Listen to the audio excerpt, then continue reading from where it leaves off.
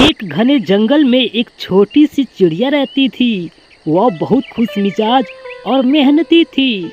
वह रोज उड़ान भरती और खाना खोजा करती थी और अपने छोटे से घोंसले को हमेशा सजाती रहती थी।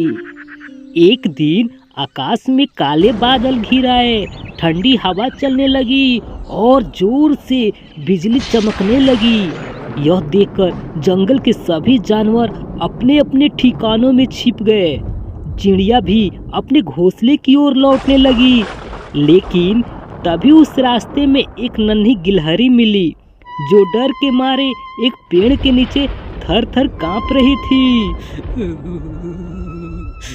चिड़िया ने गिलहरी से पूछा, अरे तुम यहाँ क्यों बैठी हो?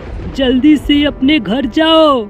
गिलहरी उदास होकर बोली, मेरा घर बहुत दूर है, मैं वहाँ तक नहीं पहुँच सकता। चिड़िया को उसकी चिंता हुई।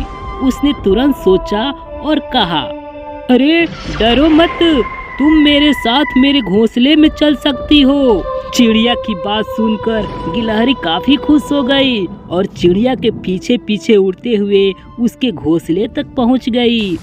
जैसे ही वह अपने घोंसले के पास पहुंचे तो तेज बारिश शुरू हो गई।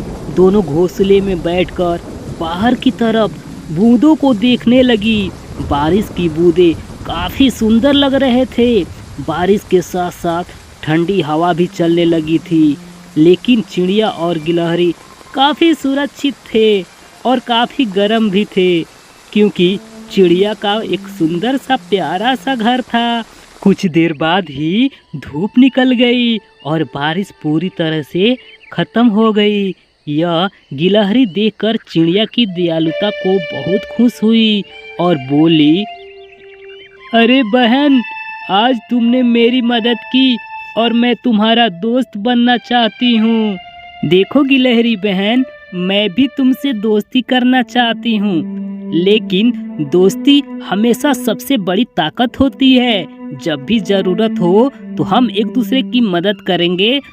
उस दिन से चिड़िया और गिलहरी सबसे अच्छे दोस्त बन गए और हमेशा एक दूसरे का ख्याल रखने लगे।